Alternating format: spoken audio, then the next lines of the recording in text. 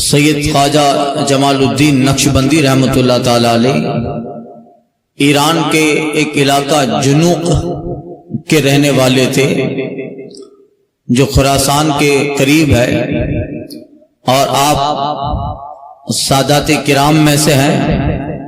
آپ کے والد حضرت سید محمد پردہ پوش رحمۃ اللہ تعالی علیہ، ان کے والد حضرت سید محمد اسماعیل، ہوتے ہوتے ان کا سلسلہ امام جعفر ثانی یعنی مولائے کائنات کے ایک صاحبزادے جعفر بن علی، مولائے کائنات کے ان صاحبزادے تک ان کا سلسلہ، ان کے توسط سے حضرت علی تک ان کا سلسلہ پہنچتا ہے۔ سادات کے گھرانے میں تشریف لائے اور حضرت خواجہ دانا رحمۃ اللہ تعالی علیہ کے دادا حضرت سید اسماعیل رحمۃ اللہ تعالی علیہ اپنے علاقہ کے سادات کرام اور اہل ایمان کی سرپرستی کر رہے ہیں۔ آپ اپنے وقت کے صوفی، عالم، ممتاز فقیہ اور ولی کامل اور اہل بیت اطہار میں آپ کا ایک زبردست مقام تھا۔ حضرت سیدنا اسماعیل رحمۃ اللہ تعالی علیہ اور ان کے صاحبزادے حضرت سید محمد پردہ پوش رحمۃ اللہ تعالی علیہ جو خواجہ دانا کے والد گرامی ہیں، ہجری 896 میں حضرت خواجہ دانا رحمۃ اللہ تعالی علیہ کی ولادت ہے۔ آپ پیدا ہوئے، آپ کا نام آپ کے والدین نے جمال الدین رکھا، اور آپ کے دادا حضرت سید اسماعیل رحمۃ اللہ تعالی علیہ نے آپ کے کان میں اذان و تکبیر کہی۔ کچھ مہینے گزرتے ہیں، کچھ دن گزرتے ہیں، حضرت خواجہ دانا رحمۃ اللہ تعالی علیہ کے والد گرامی حضرت سید محمد پردہ پوش رحمۃ اللہ علیہ اپنی بیگم صاحبہ سے کہتے ہیں کہ بیگم، یہ بچہ بڑا ذہین و ہوشیار ہوگا، اس کے پیشانی پر سعادت مندی، نیک بختی، حکمت، دانائی، اسرار و رموز کے تجلیاں مجھے نظر آ رہی ہے، لہذا میں جاتا ہوں کہ یہ بڑا ہوشیار، دانا مطلب عقل مند، یہ بڑا دانا ہوگا، بڑا ہوشیار ہوگا، حکمت و راز کی باتیں کرے گا، اسرار و رموز بیان کرے گا۔ لہذا بیگم میں چاہتا ہوں کہ ہمارے صاحبزادے سید محمد جمال الدین کے نام کے ساتھ دانا کا لفظ بھی لگا دیا جائے، تاکہ یہ لفظ ان کی ذات کے مساوی ہو جائے، اور اللہ ان کی ذات کو جیسا بنائے تو اس لفظ سے بھی ان کا اظہار ہو۔ آپ کے والد گرامی نے آپ کے نام کے ساتھ دانا کا لفظ لگایا، اور یہ لفظ دانا سید جمال الدین رحمۃ اللہ تعالی علیہ کے نام سے اس قدر مشہور ہوا، اس قدر مشہور ہوا کہ آج بھی لوگوں کو بہت ایسے ملیں گے جن کے دل میں عقیدت ہے حضرت خواجہ دانا رحمۃ اللہ علیہ کی، آج ان کا حقیقی نام بہت لوگوں کو پتہ نہیں ہوگا، مگر جہاں بولو خواجہ دانا فوراً سورت کے شہر میں دماغ چلا جائے گا۔ حضرت خواجہ دانا سیدنا جمال الدین نقشبندی رحمۃ اللہ تعالی علیہ آپ بچپنے ہی میں ہیں، کچھ مہینے کے ہوتے ہیں، اور آپ کے والد گرامی حضرت سید محمد پردہ پوش رحمۃ اللہ تعالی علیہ پردہ پوش ہو جاتے ہیں، وصال فرما گئے، اور ان کی والدہ ماجدہ اب حضرت خواجہ پردہ پوش رحمۃ اللہ تعالی علیہ کے اپنے زمانے میں بہت سارے مریدین، معتقدین اور بہت سارے ان کے چاہنے والے ہیں۔ جب والد گرامی کا انتقال ہوا، اس وقت حضرت سید پردہ پوش رحمۃ اللہ تعالی علیہ کے مریدوں میں ایک مرید بڑے جانثار جن کا نام حضرت خواجہ حسن عطا تھا۔ آپ حضرت حسن عطا ایرانی خراسانی کے خواب میں تشریف لاتے ہیں، اور اپنے مرید خواجہ حسن عطا سے فرماتے ہیں، حسن میرا صاحبزادہ باپ بغیر ہو گیا، یعنی میرا وصال ہو گیا، اور اس کی ماں بھی میرے پاس آنا چاہتی ہے، دنیا فانی ہے، اور اس کی والدہ بھی میرے پاس آنا چاہتی ہے، میں تمہیں یہ ذمہ داری دیتا ہوں کہ جاؤ اور میرے بیٹے کی پرورش کرو، ان کی تعلیم کا انتظام کرو، اور جب تک وہ ان کی تعلیم مکمل نہ ہو تو تم ان کی پرورش کرو، ان کی کفالت کرو۔ یہ خواب میں حضرت سید پردہ پوش نے اپنے مرید حضرت حسن عطا رحمۃ اللہ تعالی علیہ کو بشارت دی۔ وہ پوچھتے ہیں حضور آپ کے جو ہے شہزادے کہاں ملیں گے؟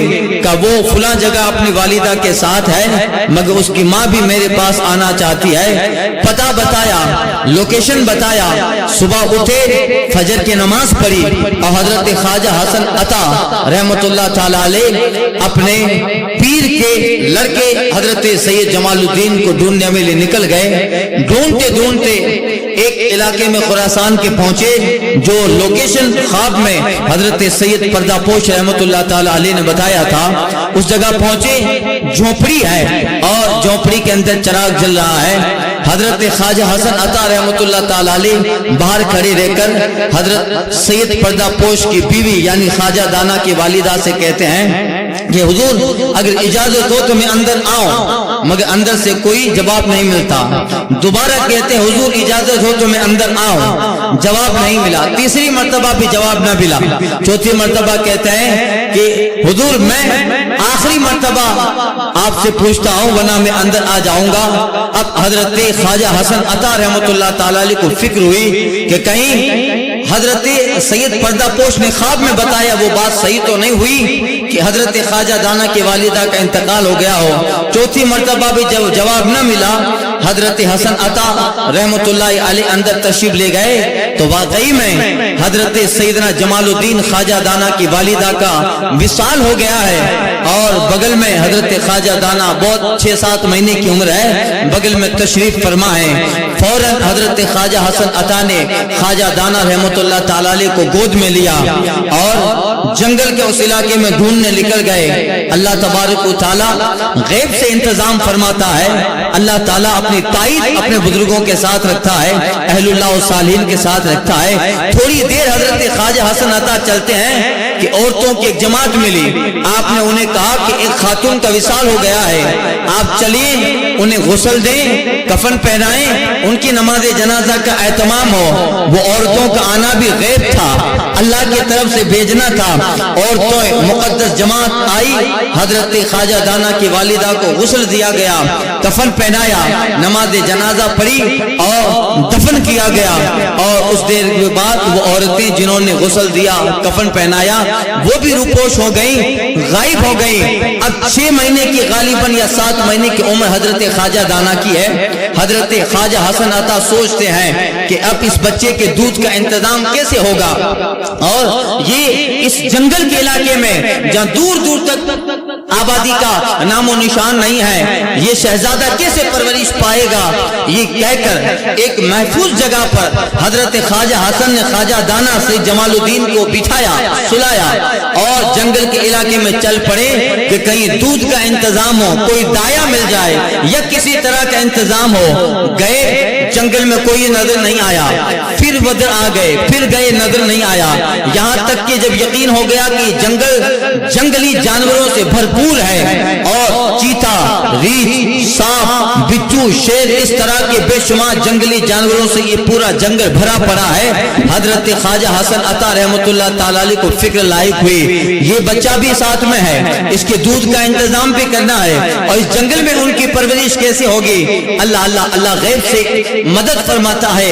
یہ کہہ کر ایک جگہ مصلی بچھایا، حضرت خواجہ حسن عطا نماز پڑھتے ہیں۔ مولا تو مسبب الاسباب ہے، کائنات کو اسباب کے ذریعہ چلانے والا اور اپنے بندوں کی مدد کرنے والا۔